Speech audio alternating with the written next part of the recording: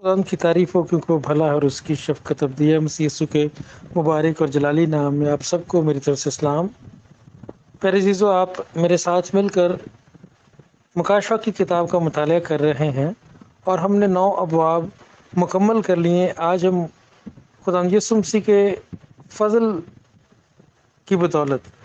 10वें बाब का मुताला करेंगे और इसको सीखने की कोशिश करेंगे, समझने की कोशिश करेंगे।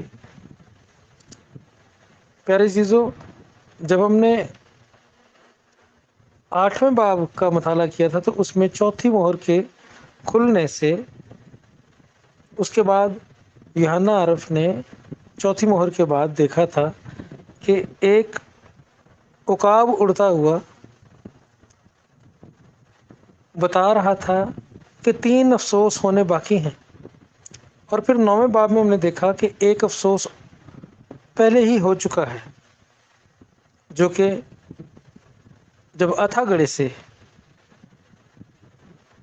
टिड्डियाँ निकलती हैं और वो 5 महीने तक रोए ज़मीन पर आदमियों को अजियत देती हैं और आदमी मौत ढूंढते हैं मगर मौत भी उनको नहीं आती और वो उन 5 महीनों के दौरान दिन रात अजाब में रहेंगे और तड़पेंगे दर्द से, क्योंकि वो टिड्डियाँ जो अथागढ़ से निकली हैं वो अबलीसी ताकतें हैं और उनके डंक से, उनके काटने से, उन टिड्डियों के काटने से ऐसी ज़बरदस्त तकलीफ़ में इंसान रहेंगे कि 5 महीने तक बहुत ज़्यादा अजियत से गुजरेंगे। और फिर छठी मोहर में छठे नरसिंगे ने जब नरसिंगा फूंका था तो 4 और फरिश्तों को जो दरिया फरात के किनारे बांधे हुए थे उनको भी खोला गया ताकि वो और मुसीबत का सबब बने। और उन फरिश्तों के खोलने से हमने देखा था कि 20 करोड़ की एक फौज जो है वो यूहन्ना आरफ ने देखी, जिसने ज़मीन पर से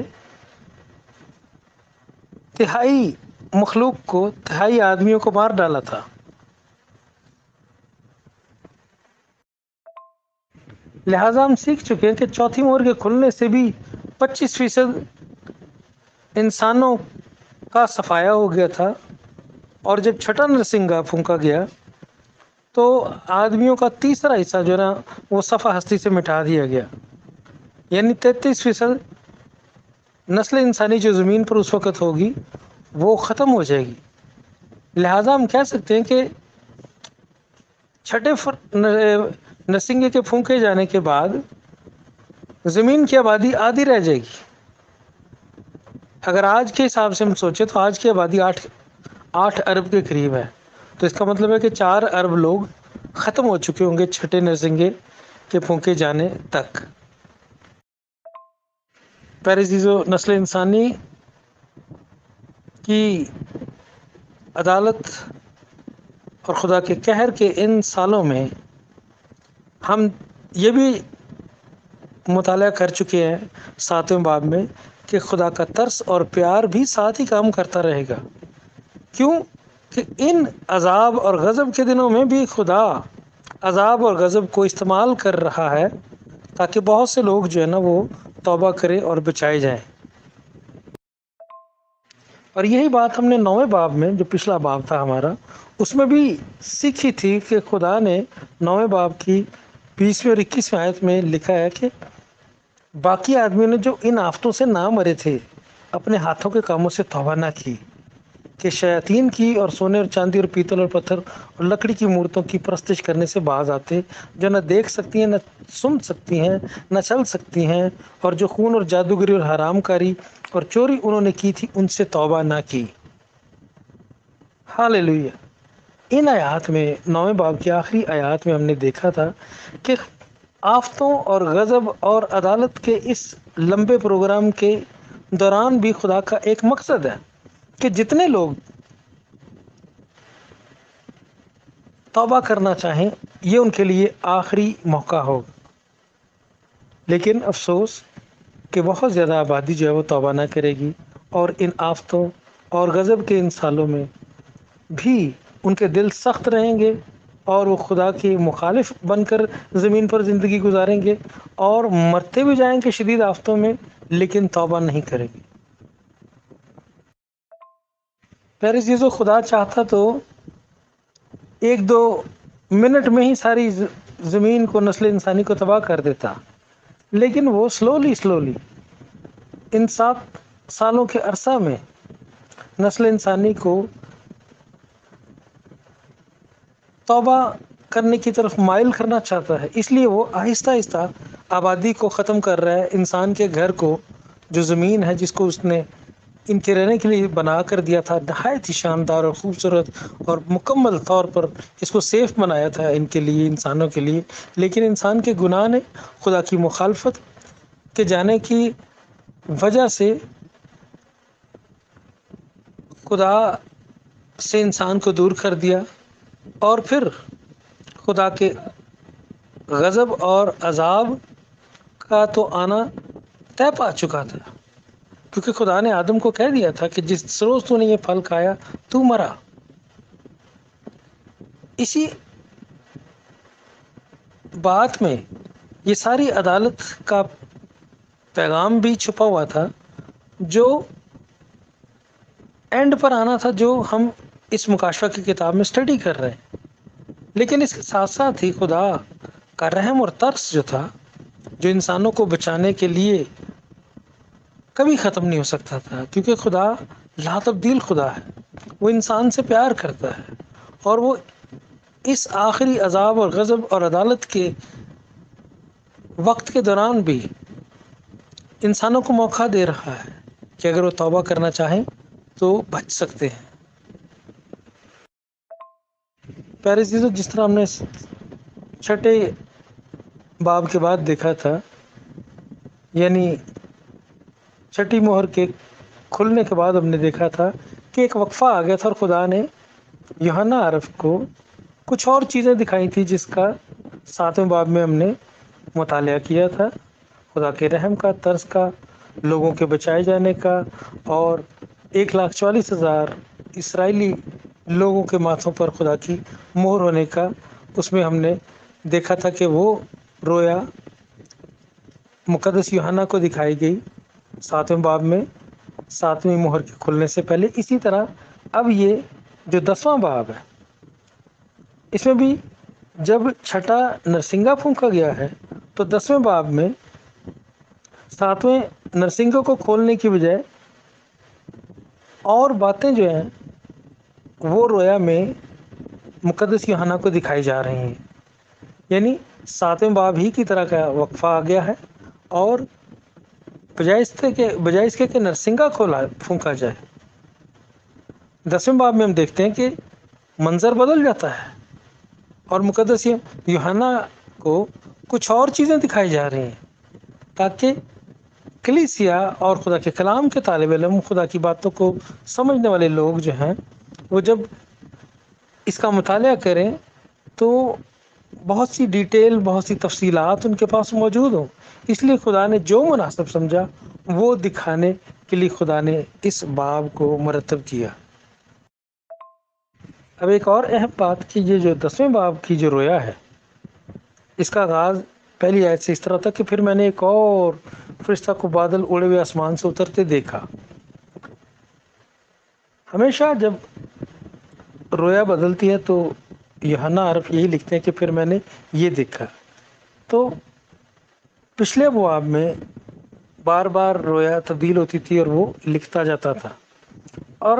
یہاں پر بھی اب یہی ہونے لگا ہے، لیکن اہم بات جو سمجھنے اور غور کرنے والی ہے کہ یہ مکاشفہ کی کتاب کی سب سے زیادہ لمبی رویا ہے، جو 10ویں باب سے شروع ہو رہی ہے۔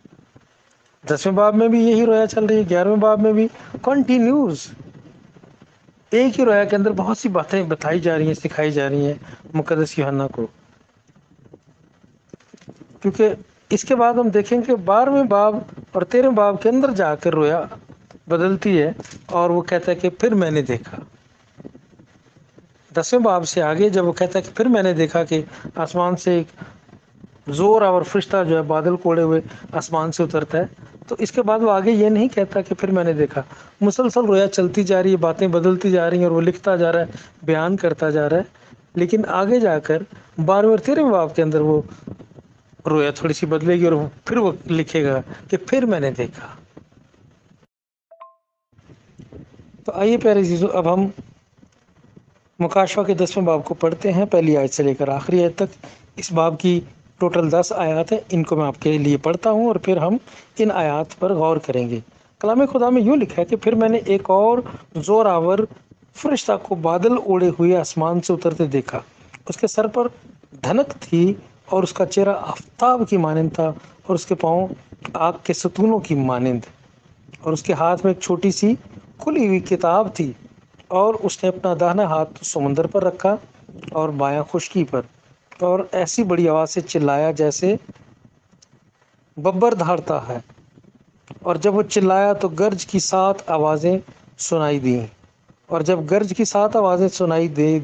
दे चुकी तो मैंने लिखने का इरादा किया, और आसमान पर से ये आवाज़ आती सुनी कि जो बातें गर्ज की इन 7 आवाज़ों से सुनी हैं उनको पोशीदा रख और तहरीर ना कर।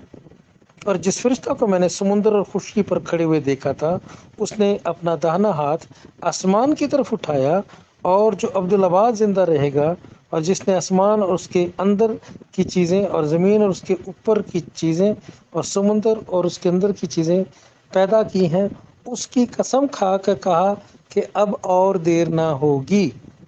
बल्कि 7वें फरिश्ता की आवाज़ देने के ज़माना में जब वो नरसिंगा फूंकने को होगा तो खुदा का पोशीदा मतलब उस खुशखबरी के मुआफिक जो उसने अपने बंदों नबियों को दी थी पूरा होगा। और जिस आवाज़ देने वाले को मैंने आसमान पर से बोलते सुना था, उसने फिर मुझसे मुखातिब होकर कहा कि जा, उस फरिश्ता के हाथ से जो समुंदर और खुशकी पर खड़ा है वो खुली हुई किताब ले ले। तब मैंने उस फरिश्ता के पास जाकर कहा कि ये छोटी किताब मुझे दे दे।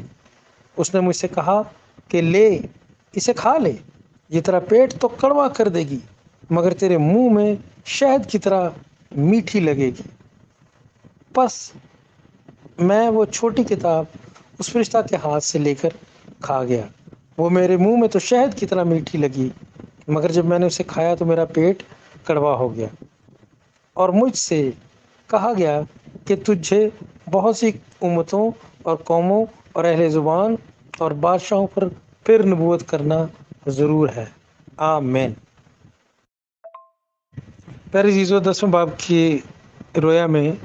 पहली ही आयत ये जाहिर करती है कि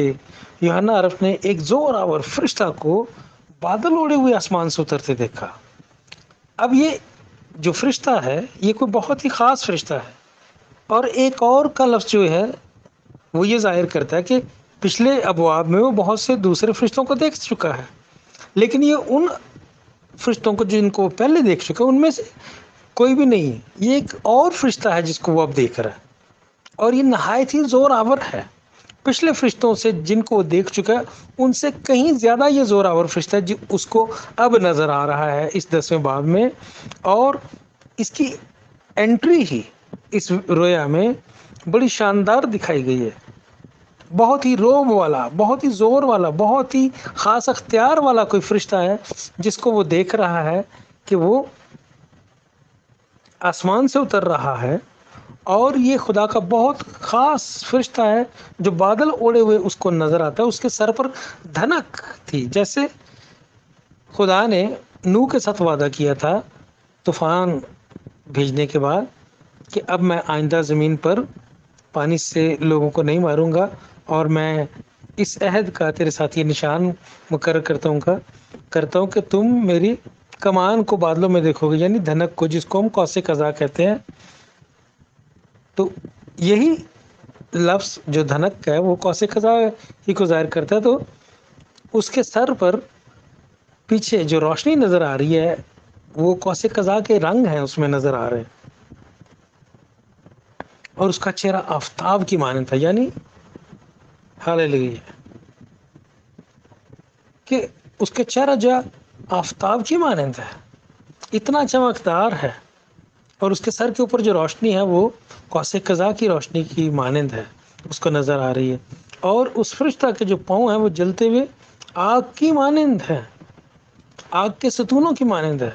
اور یہ فرشتہ اس قدر زور آور ہے کہ اس کا ایک پاؤں زمین پر رکھا گیا اور دوسرا پاؤں جو ہے وہ سمندر پر رکھا گیا ہے۔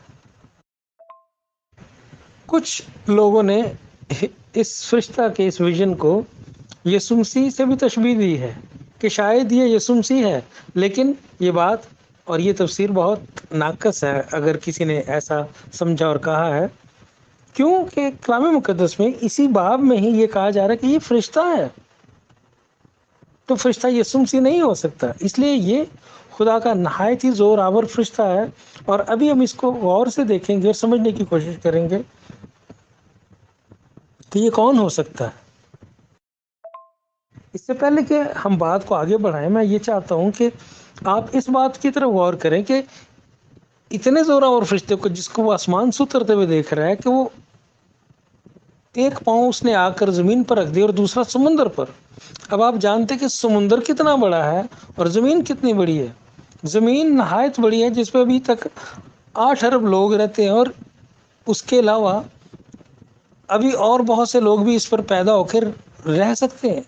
اتنی وسیع ہے ہماری زمین۔ لیکن جو سمندر ہے وہ زمین سے بھی 3 گنا بڑا ہے، اور اگر یہ سب کچھ اتنا بڑا ہے تو یہ فرشتے کو جس کا ایک پاؤں زمین پر رکھا ہوا اور دوسرا پاؤں اس نے رویا میں دیکھا کہ اس نے سمندر پر رکھا ہوا ہے، تو اس بات کا مطلب اندر حقیقت کیا ہے؟ پیارے عزیزو، اس کا مطلب یہ ہے کہ اس فرشتے کا اختیار زمین اور سمندر پر ہوگا، وہ زمین پر بھی اختیار رکھا ہوگا اس کا، اور اس کو اتھارٹی دی گئی ہوگی، سمندر اور زمین دونوں جگہ اس کا اختیار کامل طور پر خدا کی مرضی سے کام کرے گا، کیونکہ اس کو خاص اختیار کے ساتھ بھیجا جا رہا ہے۔ خدا کے کلام کے بہت بڑے بڑے اسکالرز کا یہ ماننا ہے کہ یہ فرشتہ کوئی اور نہیں، میکائیل فرشتہ ہے، جو خدا کی فوجوں کا سپہ سالار ہے۔ اور میں بھی یہی بات سچ سمجھتا ہوں، اور اس کے لیے میں آپ کو اپنے خیالات کے مطابق سکھا سکتا ہوں، جو میں نے کلام مقدس میں سیکھا ہے وہ میں آپ کو بتا سکتا ہوں کہ کیوں یہ میکائیل فرشتہ ہی ہوگا جس کو دیکھ رہا ہے، گو کہ اس کا نام نہیں لکھا گیا۔ اگر یہ میکائیل فرشتہ نہیں بھی ہے تو پھر بھی یہ بات اہم ترین ہے کہ یہ بہت ہی زور آور فرشتہ ہے جو خدا کے حضور سے آیا ہے۔ جیسا کہ ہم جانتے ہیں کہ فرشتوں کی درجہ بندیاں ہیں، اور یہ کوئی نہایت اونچے درجے کا فرشتہ ہے جو خدا کی حضوری سے آیا ہے، اور خاص وقت کے لیے اس کو زمین اور سمندر پر کچھ اختیار دیا گیا ہے، کچھ کام سونپا گیا، کچھ اتھارٹی دی گئی ہے، خاص اتھارٹی دی گئی ہے۔ دیکھیں، اب جس پوائنٹ پر ہم پہنچ چکے ہیں مطالعہ کے دوران کہ 9ویں باب کے ختم ہونے تک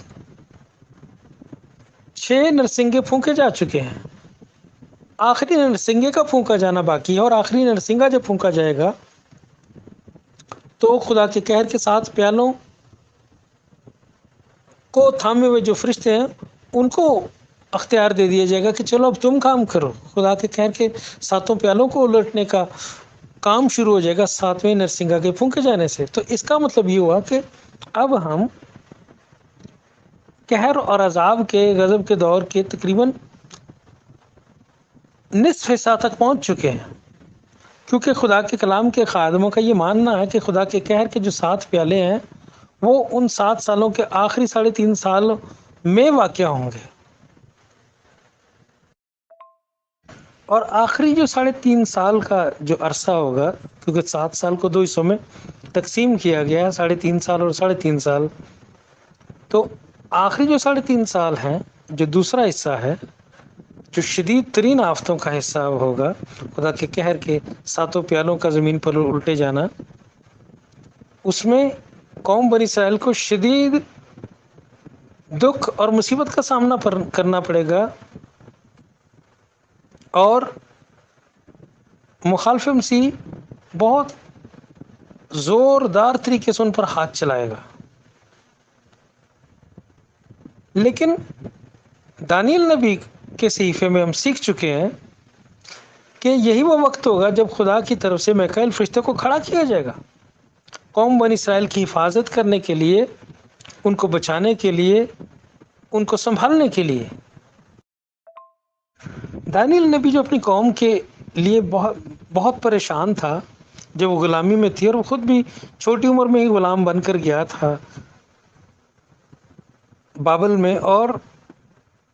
خدا کا خاص کرم اس کے اوپر تھا، خدا کا خاص رحم اس کے اوپر تھا، اور وہ اپنی قوم کے لیے بے حد پریشان تھا۔ دعاؤں، روزوں اور مناجات کے وسیلہ سے وہ خدا سے فریاد کر رہا تھا کہ میری قوم کا مستقبل کیا ہے۔ تو خدا نے دانیل نبی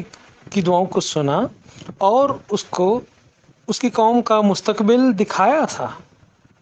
جس دور میں دانیل موجود تھا، اس وقت سے لے کر دنیا کے آخر ہونے تک جو قوم بنی اسرائیل کے ساتھ بہت اہم واقعات ہونے تھے، اور کیسے قوم بنی اسرائیل نے خدا کی طرف رجوع کرنا تھا، اور کیسے خدا اینڈ میں انہیں بچائے گا اور انہیں ریسٹور کرے گا، یہ سب دانیل کو بتایا گیا تھا۔ دانیل کی کتاب اس کے 12ویں باب کی پہلی آیت میں یوں لکھا ہے کہ اس وقت میکائیل فرشتہ جو تیری قوم کے فرزندوں کی حمایت کے لیے کھڑا ہے اٹھے گا، اور وہ ایسی تکلیف کا وقت ہوگا کہ ابتدائی اقوام سے اس وقت تک کبھی نہ ہوا ہوگا، اور اس وقت تیرے لوگوں میں سے ہر ایک جس کا نام کتاب میں لکھا ہوگا رہائی پائے گا۔ آمین۔ اب یہاں پر خدا اس آیت میں دانیل نبی کو اس وقت بتا رہا ہے کہ دانیل دیکھ، میں نے میکائیل فرشتہ کو، جو مقرب فرشتہ ہے، مقرب فرشتے کا مطلب یہ ہے کہ وہ فرشتوں کی درجہ بندی کی جو اعلیٰ ترین درجہ ہے ان فرشتوں میں سے ہے، اس درجہ بندی میں سے ہے، مقرب فرشتہ ہے۔ یہ فرشتہ وہ ہے جس کو میں نے تیری قوم کے لیے مقرر کر رکھا ہے، ان کی حفاظت کرنے کے لیے۔ اس کی ڈیوٹی کا سب سے جو اہم حصہ ہے وہ تیری قوم کے لوگوں کو بچانا اور ان کو سنبھالنا ہے، کیونکہ یہاں پر اس آیت میں لکھا گیا ہے کہ جو تیری قوم کے فرزندوں کی حمایت کے لیے کھڑا ہے اٹھے گا۔ یعنی کھڑا تو وہ خدا نے شروع سے کیا وہ قوم کے لیے، قوم بنی اسرائیل کے لیے، لیکن لکھا گیا کہ اس وقت وہ اٹھے گا، اور وہ ایسی تکلیف کا وقت ہوگا، یعنی وہی بڑی تکلیف جس کا ذکر یسوع ناصری نے متی کی انجیل کے 24ویں باب میں کیا تھا، کہ اس وقت ایسی بڑی تکلیف ہوگی کہ جیسی دنیا کے شروع سے پہلے نہ کبھی ہوئی، نہ بعد میں کبھی ہوگی۔ تو یسوع ناصری نے متی کی انجیل کے 24ویں باب میں جب یہ کہا تھا، تو قوم بنی اسرائیل کی دکھوں اور تکلیفوں ہی کے وقت کو بڑی مصیبت کا وقت کہا تھا۔ اس لیے اب دانیل کو بتایا گیا تھا کہ میکائیل فرشتہ کھڑا ہو جائے گا تیری قوم کے لوگوں کو بچانے کے لیے، انہیں سنبھالا جائے گا، انہیں بالآخر ریسٹور کیا جائے گا، بچایا جائے گا، ان کی حفاظت کی جائے گی۔ لہٰذا میں تو یہ سمجھتا ہوں کہ یہ میکائیل فرشتہ ہی ہے، اگرچہ کہ اس کا نام نہیں اس باب میں منشن کیا گیا، لکھا گیا، اور ضروری بھی نہیں ہے کہ آپ میری اس بات سے اتفاق کریں۔ اگر اس کی شناخت ظاہر نہیں کی جا رہی تو ہمارے لیے اس کی شناخت کو نہ جاننا بھی جو ہے نا وہ بھی ٹھیک ہوگا، لیکن یہ ایک خاص شخصیت ہے، خاص آسمان سے ایک مقرب اور بڑا زوراور فرشتہ ہے جو آ رہا ہے، اور جس کو زمین اور سمندر دونوں جگہ خاص اختیار ہوگا اس کے پاس اس زمانہ میں۔ اب یہ فرشتہ جو ہے جس کا ایک پاؤں سمندر پر اور ایک خشکی پر ہے، یہ بہت زور سے دھاڑتا ہے، جیسے شیر ببر گرجتا ہے، دھاڑتا ہے۔ تو جب یہ دھاڑتا ہے، گرجتا ہے، تو گرج کی 7 آوازیں سنائی دی۔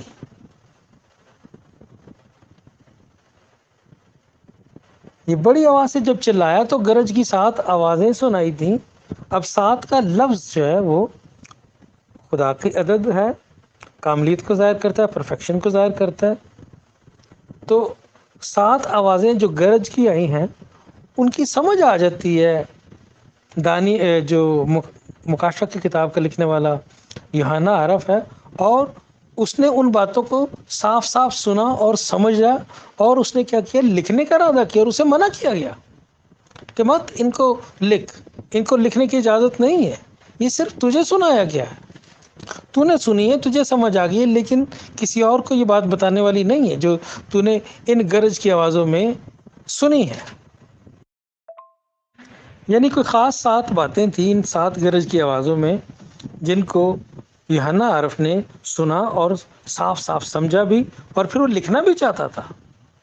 اتنا صاف صاف اس نے سنا اور سمجھا کہ اس نے لکھنے کا ارادہ کیا، مگر خدا نے اسے منع کیا کہ ان کو مت تحریر کر، یہ ایک راز کی باتیں ہیں، تجھے بتائی جا رہی ہیں، لیکن ان کو لکھنا نہیں ہے۔ اب یہ باتیں کیا ہو سکتی ہیں، اس کے لیے ہمیں گیس ورک نہیں کرنا چاہیے، کیونکہ جب خدا کسی چیز کو راز میں رکھنا چاہتا ہے تو انسان جتنی مرضی کوشش کر لے اس کو جان نہیں سکے گا، جب تک کہ خدا خود اس راز کو ہمیں بتانا نہ چاہے۔ اب ہم 5ویں 6 آیت میں دیکھتے ہیں کہ یہی فرشتہ جو ہے وہ اپنے داہنے ہاتھ کو آسمان کی طرف اٹھاتا ہے اور بڑی بلند آواز سے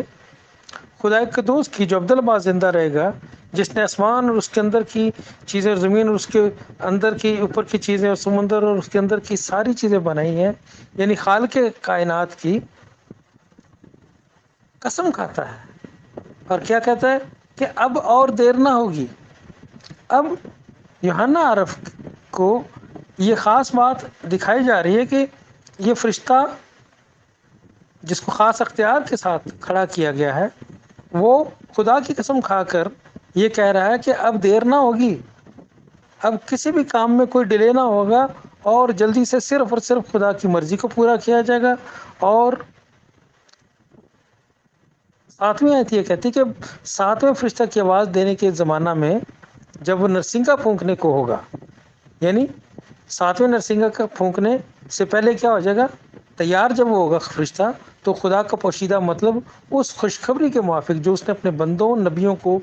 دی تھی پورا ہوگا۔ آمین۔ اب دیکھیں 7ویں آیت میں ایک مرتبہ پھر خدا کا پوشیدہ مطلب جو ہے اس کا لفظ لکھا گیا ہے کہ اس خوشخبری کے موافق جو اس نے اپنے بندوں نبیوں کو دی تھی پورا ہو جائے گا۔ اب خدا نے شروع ہی سے نبیوں کے وسیلہ سے کلام کیا تھا، نبیوں کے وسیلہ سے خدا کلام میں کیا بتاتا آ رہا تھا شروع سے، کہ وہ ایک نجات دہندہ کو بھیجے گا۔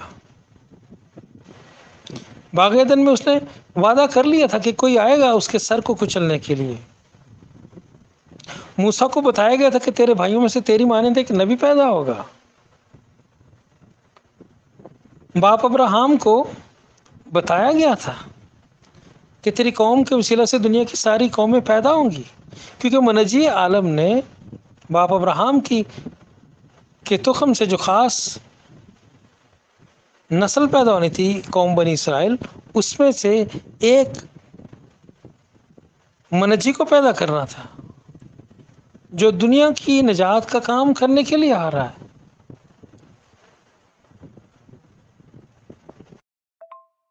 اس لیے سارے نبیوں کو مسیحا کا پتہ تھا کہ خدا قدوس نے ایک وعدہ کیا، وہ اس وعدہ کو پورا کرے گا، دنیا کی نجات کا بندوبست کیا جائے گا، گناہ کے خاتمے کا بندوبست کیا جائے گا، موت اور ابلیس اور اس کے سارے جو کارندے ہیں جو اس کے ساتھ اس بغاوت میں خدا کے خلاف شریک ہوئے، سب کو سزا دی جائے گی، اور ان کے سارے چکر کا خاتمہ کر دیا جائے گا، اور ان کو ابدی سزا دی جائے گی، آگ اور گندک کی جھیل میں ڈالا جائے گا۔ اب صدیوں سے خدا کے خادمین خدا کے اس وعدے کو جانتے تھے، لیکن یہ کب پورا ہونا گا یہ انہیں نہیں پتا تھا، اور ان کو پتا تھا کہ بالآخر خدا اپنے وعدے کو، اپنی ساری باتوں کو پورا کرے گا۔ پیاری چیزوں میرے ساتھ دیکھیں عبرانیوں کے خط اس کے 11 باب کی 13ویں آیت میں ہم دیکھیں گے جب وہاں کے ایک بہت بڑے بادل کا ذکر کیا گیا، جس میں خدا کے نبیوں اور بڑے بڑے خدا کے خادموں کا ذکر کیا گیا، 13ویں آیت میں کیا لکھا ہے ان کے متعلق سے، یہ لکھا کہ یہ سب ایمان کی حالت میں مرے اور وعدہ کی ہوئی چیزیں نہ پائیں، مگر دور ہی سے انہیں دیکھ کر خوش ہوئے اور اقرار کیا کہ ہم زمین پر پردیسی اور مسافر ہیں۔ اور پھر اسی باب کی عبرانیوں کے خط 11 باب کی 16ویں آیت میں یہ لکھا ہے کہ مگر حقیقت میں وہ ایک بہتر یعنی آسمانی ملک کے مشتاق تھے، اس لیے خدا ان سے یعنی ان کا خدا کہلانے سے شرمایا نہیں، چنانچہ اس نے ان کے لیے ایک شہر تیار کیا۔ آمین۔ یعنی ہم وثوق سے کہہ سکتے ہیں کہ خدا کے نبی اور خدا کے جو بندے تھے ان کو پتا تھا، وہ ایمان رکھتے تھے، اور وہ خدا کی بات پر انہوں نے کھلی طور پر ایمان رکھا، اور وہ جانتے تھے کہ خدا نے جو کچھ بھی ہمیں سکھایا اور بتایا وہ سب پورا کرے گا۔ اور یوحنا عرف کو مکاشفہ جو دیے گئے وہ اس لیے دیے گئے تاکہ وہ ان کو ضرور اپنی آنکھوں سے ویژن میں دیکھ لے اور یہ جان لے کہ خدا نے جو کچھ کہا ہے وہ کیسے کیسے ترتیب سے ان کو پورا کرے گا، کیونکہ کلیسیا کو مکمل طور پر ساری باتیں صاف صاف دکھائی گئیں، بتائی گئیں، کیونکہ کلیسیا جو ہے وہ یسوع کے لہو سے خریدی گئی ہے۔ ان کو خدا کے فرزندوں نے کا حق دیا گیا، کلیسیا کو سب کچھ واضح طور پر دکھایا گیا، بتایا گیا، تاکہ کلیسیا سے کوئی بھید جو ہے نا خدا کا وہ پوشیدہ باتوں کے تعلق سے اور اخیر زمانہ کے تعلق سے اور خدا کیسے سب کچھ جو ہے وہ پورا کرے گا، وہ کلیسیا کو بتایا گیا، یوحنا عرف کی شکل میں اس کو بتایا گیا تاکہ وہ تحریر کرے، تاکہ کلیسیا جو ہے ان سب باتوں کو جان لے کہ خدا اپنی ایک ایک بات کو ضرور پورا کرے گا۔ یسوع کی آمد سے پہلے زمین پر عدالت ہوگی اور خدا دنیا کا انصاف کس طرح سے کرے گا، یہ سارا کچھ تحریر کرا دیا گیا۔ اگر آپ دانیل کے بارے میں باب کا مطالعہ کریں گے تو وہاں پر بھی دانیل نے ان باتوں کو لکھنے کا ارادہ کیا تھا، مگر اس کو بھی منع کر دیا گیا کہ مت لکھ، ان کو آخری زمانہ تک سربمہر کر دے، بند کر دے۔ اینڈ میں خدا کے لوگ جو ہیں وہ ان باتوں کا مطالعہ کریں گے اور سیکھیں گے۔ دانیل کے بارے میں باب میں اگر آپ اس کا مطالعہ کریں گے تو خدا کے کلام نے یہی سکھایا ہے، دانیل کو بتایا گیا کہ ان باتوں کو تحریر نہ کر، اس کو سربمہر کر دے، ڈھکی رہنے دے، چھپی رہنے دے یہ باتیں۔ اینڈ پر خدا نے کہا کہ خدا کے لوگ ان کو سیکھیں گے اور سمجھیں گے اور جانیں گے میری باتوں کو۔ اس لیے 7ویں آیت میں یہ کہا جا رہا ہے کہ 7واں فرشتہ کی آواز دینے کے زمانہ میں جب وہ نرسنگا پھونکنے کو ہوگا تو خدا کا پوشیدہ مطلب اس خوشخبری کے موافق جو اس نے اپنے بندوں نبیوں کو گواہی دی تھی پورا ہوگا۔ سب کچھ خدا پورا کرے گا جو اس نے کہا ہے، کیونکہ اس کی کوئی بات جو ہے وہ ایسی نہیں ہے کہ وہ پوری نہ ہو، اس کا قول کبھی بے تاثیر واپس نہیں آتا، اس کا کلام ہمیشہ پورا ہوتا ہے اور خدا کی مرضی کو پورا کرتا ہے۔ اور پھر یوحنا عرف کو کیا کہا جاتا ہے کہ 8ویں آیت میں اس طرح سے لکھا ہے کہ جس آواز دینے والے کو میں نے آسمان پر سے بولتے سنا تھا اس نے مجھ سے کہا جا اس فرشتہ کے ہاتھ سے جو سمندر خشکی پر کھڑا ہے وہ کھلی ہوئی کتاب لے لے۔ اور جب میں نے اس فرشتہ کے پاس جا کر کہا کہ یہ چھوٹی کتاب مجھے دے دے تو اس نے مجھ سے کہا کہ لے اسے کھا لے، یہ تیرا پیٹ تو کڑوا کر دے گی مگر تیرے منہ میں شہد کی طرح میٹھی لگے گی۔ اب پیارے عزیزو، جس طرح سے اس وقت یوحنا کو کہا گیا کہ اس فرشتہ کے ہاتھ میں جو چھوٹی سی کتاب ہے جو آسمان سے اترا تھا اس کے ہاتھ میں ایک چھوٹی سی کتاب تھی، اب یوحنا کو کہا جا رہا ہے کہ اس فرشتہ کے ہاتھ سے وہ چھوٹی کتاب لے لے جس کو تو نے دیکھا اس کے ہاتھ میں، اور جیسا یوحنا کو کہا گیا اس نے ویسا کیا، اور وہ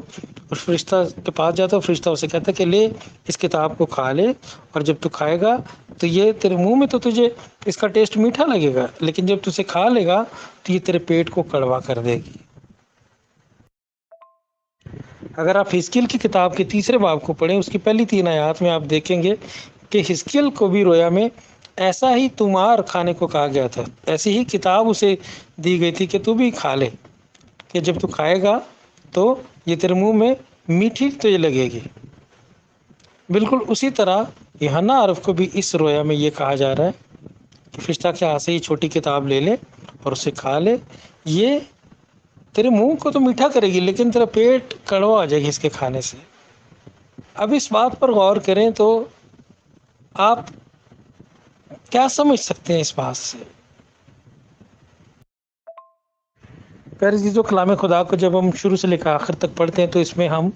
خدا کے خادموں اور لوگوں کے ساتھ جن کو خدا نے ہمیشہ اپنے نام کی عزت اور جلال کے لیے استعمال کیا، تو خدا نے ان کو جب چنا اور اپنے نام کے جلال کے لیے اپنی مرضی کے لیے استعمال کیا تو ان کو برکتیں بھی ملی، لیکن ساتھ ساتھ انہیں بہت دکھوں میں سے گزرنا پڑا۔ باپ ابراہم کو بھی دکھ میں سے گزرنا پڑا کہ بہت بڑھاپے میں جا کر اس کو وعدہ کا وہ فرزند ملا۔ وہ بہت سال اذیت برداشت کرتا رہا کہ اس کی اولاد نہیں تھی۔ اسی طرح ایوب نے بھی خدا کی مرضی کو پورا کیا اور خدا کے پلان کو کہ ابلیس کے سامنے وہ شکست نہیں کھائے گا، یعنی ایوب شکست نہیں کھائے گا۔ ایوب نے شکست نہیں کھائی، خدا کی مرضی کو پورا کیا، ابلیس کو شکست دی، ابلیس شرمندہ ہوا، لیکن ایوب کو تو بہت دکھ میں سے گزرنا پڑا۔ اسی طرح مقدس موسیٰ کو جب چنا گیا 80 سال کی عمر میں، تو اس سے پہلے 40 سال تک وہ ریگستان میں تپتی دھوپ میں 40 سال تک بھیڑوں کو چراتا رہا، اور وہ بھول چکا تھا کہ پہلی زندگی کے جو اس کے 40 سال تھے وہ ایک شہزادے کی طرح کے تھے، اور وہ شاہی محل میں پلا تھا اور فیوچر کا اس نے ہی بادشاہ بننا تھا مصر کا، لیکن وہاں سے اس کو نکالا گیا اور 40 سال تک وہ بیابان میں بھیڑ بکریاں چراتا رہا، اور وہ 40 سال بھیڑ بکریاں چرانے کے بعد وہ بھول ہی چکا تھا کہ وہ کبھی شہزادہ بھی تھا۔ اور پھر اگلے 40 سال قوم بنی اسرائیل کے ساتھ سر کھپائی اور سخت مغز ماری اور بہت دکھوں کا سامنا کرنا پڑا اسے۔ تو خدا کے خادم جو خدا کے مقصد کو پورا کرتے ہیں، ہمیشہ ان کی زندگی میں دکھ بھی آتے ہیں، مصیبتوں میں سے بھی انہیں گزرنا پڑتا ہے۔ ان ساری باتوں کو بتانے کا مقصد یہ ہے کہ جس کسی کو بھی خدا پیار کرتا ہے، اپنے نام کے جلال کے لیے استعمال کرنا چاہتا ہے، اس کو ضرور دکھ میں سے گزرنا پڑتا ہے۔ یعنی جب آپ کو خدا کا کام کرنے کے لیے چنا جاتا ہے تو آپ بہت ایکسائٹڈ ہوتے ہیں، بہت خوش ہوتے ہیں، لیکن ساتھ ہی ساتھ آپ کو ان دکھوں اور مصیبتوں میں سے گزرنے کے لیے خدا تیار بھی رکھتا ہے، تیاری بھی کرواتا ہے آپ کی، کہ خدا کا مقصد تو آپ کی زندگی میں پورا ہوگا، جس کا پورا ہونا جب آپ سنتے ہیں، جب آپ خدا کے ساتھ انڈرسٹینڈنگ میں جاتے ہیں تو آپ کو بہت مزہ آتا ہے، بہت میٹھا لگتا ہے، لیکن جب آپ خدا کے مقصد کو پورا کرنے کے لیے اٹھ کھڑے ہوتے ہیں، نکلتے ہیں، منزل پر چلنا شروع کر جاتے ہیں، تو آپ کو بہت دکھوں کا سامنا بھی کرنا پڑتا ہے، یعنی کڑوا پن بھی برداشت کرنا پڑے گا زندگی میں، کہ خدا کی بات ہوتی میٹھی ہی ہے، برکت ہی ہے اس میں، صرف اور صرف منزل تک پہنچنے کے لیے آپ کو بہت سے دکھوں اور مصیبتوں کا سامنا کرنا پڑے گا۔ جب دانیل نبی کو بتایا گیا تھا کہ تیری قوم کو بچایا جائے گا، تو اس کو تسلی تو دی گئی تھی، لیکن ساتھ ہی ساتھ جب اسے اس تفصیل کی سمجھ آئی تھی تو بڑا بے قرار ہوا تھا اور وہ کانپ گیا تھا اپنی قوم کے فیوچر کو سن کر، کہ کس طرح سے انہیں دکھ اور مصیبتوں کا سامنا کرنا پڑے گا خدا کی نافرمانی کی وجہ سے۔ خدا ہمیں بچاتا ہے، ہمیں صاف کرتا ہے، پاک کرتا ہے، لیکن انصاف اور پاک کرنے کے لیے خدا ہمیں آگ میں سے جب گزارتا ہے تو وہ بڑا مشکل ہوتا ہے ہمارے لیے۔ اس لیے خدا کی باتیں جو ہیں وہ میٹھی ہوتی ہیں، لیکن ان پر عمل کرنا جو ہے اور خدا کی مرضی کو پورا کرنے کے لیے ہمیں بہت دکھ اور مصیبتوں کا سامنا بھی کرنا پڑے گا۔ یہاں پر جب یہ کہا جا رہا ہے کہ جب यूहन्ना को भी जब जो उस वक्त उसको अंडरस्टैंडिंग दी गई होगी उस किताब के अंदर, जो छोटी किताब के अंदर ख़ास बातें होंगी आने वाले अगली मुसीबतों के ताल्लुक से, जिसमें ख़ास तौर पर कौम बनी इसराइल के लिए शायद कुछ डिटेल्स हों, तफसीलात हों जो उसको बताई गई हों, तो वो शायद उसको सुनकर उसको सदमा हुआ होगा। क्योंकि जब हम ज़िक्रिया की किताब को पढ़ते हैं तो वहाँ पर लिखा हुआ है कि उनका सिर्फ तीसरा हिस्सा ही बचाया जाएगा, 2/3 उनके लोग मर जाएंगे आखिरी दिनों में, आखिरी 3.5 साल के अरसा में बहुत थोड़े से बचाए जाएंगे वो। आखिरी आयत में लिखा है, और मुझसे कहा गया कि तुझे बहुत सी उम्मतों और कौमों और अहले जुबान और बादशाहों पर फिर नबूवत करना ज़रूर है। आमीन। अब इस बात का क्या मतलब हो सकता है? 2 मतलब मुझे समझ आते हैं। एक तो ये कि हो सकता है जो 1000 साल बादशाहत का दौर होगा उसमें मुकद्दस यूहन्ना को ये जो 11वीं आयत में जो उसके लिए लिखा गया कि तुझे दोबारा कौमों और उम्मतों पर फिर नबूवत करना होगा, तो शायद यूहन्ना अरब को 1000 साल बादशाहत के दौर में एक मरतबा फिर उस दौर की कौमों और उम्मतों पर ख़ास नबूवत के लिए इस्तेमाल किया जाए। और दूसरा इसका मतलब ये हो सकता है कि अभी जो मुसीबतों का ज़माना है जिसमें खुदा कहर, अज़ाब और गज़ब नाज़िल कर रहा है और 7 कहर के जो प्याले उल्टे जाने हैं, उनके जो तफसीलात यूहन्ना अरफ ने अगले अबवाब में लिखनी है, उसके ताल्लुक से बात हो सकता है कि खुदा उसे कह रहा है कि अभी तुझे और बातें बताई जाएंगी, उनको तूने तहरीर करना, वो नबूवती बातें तू वो नबूवत लिख कर जाएगा आने वाले ज़मानों के लिए, ताकि खुदा के लोग तेरे वसीला से उन नबूतों को स्टडी करें और समझें कि खुदा कैसे सब कुछ पाया तकमील को पहुँचाएगा। प्यारे अज़ीज़ो, खुदा आपको बहुत बरकत दे, यीशु में कायम रहें और इस अखीर ज़माना के आखिरी दिनों में खुदा के कलाम की तरफ ध्यान लगाएं और यीशु की आमद के लिए अपने आप को तैयार करते रहें और खुदा की खिदमत जितनी भी आप कर सकते हैं उसको पूरी दयानतदारी के साथ करें। खुदा आपके साथ हो। God bless you all.